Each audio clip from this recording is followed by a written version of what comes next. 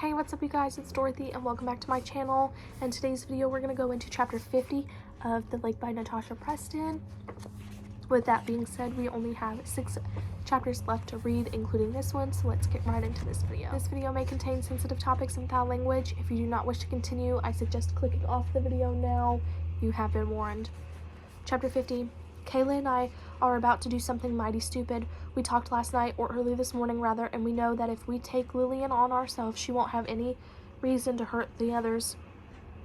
It was a pretty crappy realization that, as we're both petrified, we just barely made it through another day. I didn't get any time alone with Ollie to warn him about Lillian, but it doesn't matter now. Kayla and I have a plan to end all of this tonight.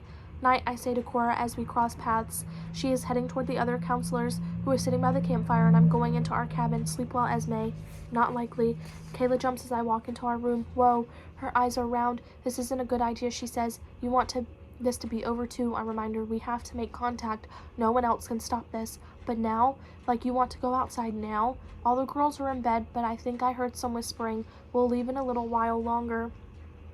Kayla's fingertips dig into the wood. Esme, we should wait, come up with a real plan, one we've thought about for longer than 3 minutes, and then we'll go and have a chat with Lillian. We'll talk ourselves out of it.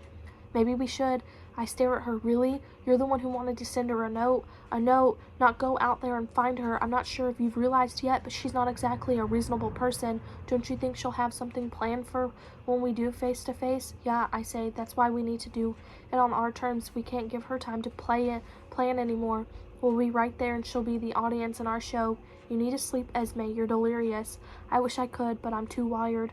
Keep a lookout for the others. When they go to bed, we're out of here. Kayla sighs, defeated. Walking to our window, she peeks around the blind. The light is still on in the multi-use cabin. Everyone around the campfire has either gone to join them or gone to sleep. They need to go to bed. Are you coming with me? Kayla looks over her shoulder. Yes, you're not doing this alone. I smile at her even though my stomach does the flip. What if our going together isn't a good idea? Should we let Lillian have the 2 people she wants to hurt alone? We could be feeding her sick fantasy. We're definitely doing that. 2 hours later, Kayla and I both watch from the main room windows as the rest of the counselors and the CITs filter into their cabins to sleep. Go, I whisper as Cora comes toward ours. We dash into our room and hide behind the door. I listen, biting my lip as Cora tiptoes into her room and closes the door. Now, Kayla whispers, a few more minutes. Wait until she's in bed. Kayla leans back against the wall and looks up at the ceiling. In the silence, I hear her breathing grow faster. Okay, let's do this, I say. When the rustling in Cora's room stops, Kayla follows me as we tiptoe out of the cabin. The room is louder tonight. A few of the girls snoring. The very second we step onto the porch, my plan feels weak and really stupid. Really, really stupid. I close the door behind us, wincing as it clicks shut. Am I going to let that stop me? Nope. All right, I say, zipping up my hoodie. Let's go do this thing. Wait, Kayla says, gripping my wrist. What if she turns violent? We are so past that. From what we've seen, Rebecca hasn't left her cabin, so Lillian is alone, 2 against 1. This time we know what we're walking into and we won't underestimate her. What if she wants to harm us? How much worse can it get? I don't know if I'm getting a fresh dose of adrenaline or of stupidity, but I know we have to do this. Lillian is becoming bolder, and it's only a matter of time before one of the campers sees something or gets caught in her crazy games. This started with Kayla and me, and it has to end with us. We step onto the grass and quickly duck around the back of the cabin. Where now? Kayla whispers. The forest is huge. We start looking at the site of the fire damage. Kayla shivers despite it being hot out. I hate it there. Not my favorite place either. Can we not go through the woods to get there? Let's walk around the lake. I narrow my eyes. That's a great idea if you want to get busted. Andy probably looks out his window periodically. We walk along the edge of the forest just deep enough that we should be hard to spot, especially in the dark with black clothing on. I should have texted my parents, Kayla mutters. Don't bite. Don't respond. Really? I say 3 seconds later. We're not going to die. You don't have to say goodbye to anyone. You don't know that. And if I really thought we were going to die tonight, you wouldn't have left the cabin. Can we not argue, Esme? She snaps. Can you be a little less pessimistic, Kayla? You are arguing with me? Yep, and while we're arguing, you're not stressing out about Lillian. I bet she's somewhere watching us. I want to look for her, but 1, I don't want to freak Kayla out, and 2, I think Lillian would want to see where we're going before she reacts. The feeling of being safe at this particular moment clashes with everything I felt over the past week. How do you think Rebecca has been able to keep up this lie this whole time? Kayla asks. I shrug, even though she can't see the movement. Some people lie as naturally as they breathe. Rebecca thinks she's on some revenge mission with Lillian. They both hate us for what we did. Kayla looks at me, but this isn't really Rebecca's fight, right? How far would she go for someone else's revenge? We'll be fine. I don't want to answer a question, or I'll turn around and hide under my bed.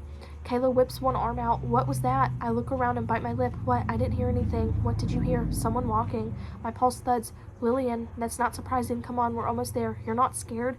Kayla asked, her eyes wide. Did you really think she wouldn't show? She's probably been behind us the whole time. Wrong time to say, Esme. Kayla gasps. Don't freak out yet. I tell her, we're going to be fine, I promise. She stumbles beside me. You can't promise that. I don't want to die. Her voice trembles. You won't die. I can't promise her anything, but I would do anything to protect her.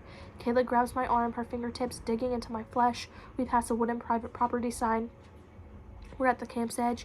I hate walking past these, Kayla says, running one hand over the sign. Another 3 minutes, and we're there. We walk into the circle. What now? Kayla mutters, her eyes large and alert. Now we wait. She'll show. To be honest, I'm sure she's already here, watching. My stomach lurches. Where was Ollie watching from that night? What tree did he hide behind? Why didn't he help Lillian? She knew he wasn't with us and that he wasn't responsible. Did Jake really see nothing? Ollie had nothing to lose by helping Lillian that night, I say. Kayla turns to me. Huh? He said Jake called him and he ran, but why? I don't understand why he wouldn't help. We didn't help either, Esme. We were responsible for the fire and needed to run, but if we stumbled across a fire and saw a person hurt, we would help. That at least I can say with the absolute certainty.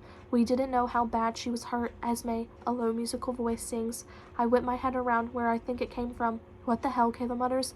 Looks like Lillian is here. Rebecca too, she asks, gasping. I don't think so, I whisper. Remember, she didn't leave her cabin, at least not before us. Maybe she has the night off from villain duty. Esme. Kayla squeezes my hand hard, so hard my fingers grind together. Okay, be brave. Lillian, we're bored of this, I say. What are you doing? Kayla's voice is low. No one is impressed with your stupid juvenile games, I continue. You're stalking a camp of children. Grow up and show yourself so we can deal with this rationally.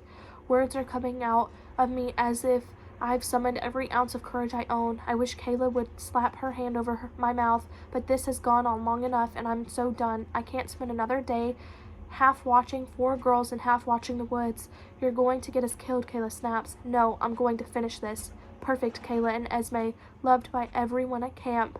Kayla and I look up at the same time and see a girl a couple years older than us appear from the trees. She's here, she's angry, and she's armed. That is the end of this chapter. I will see you guys in the next video. Bye.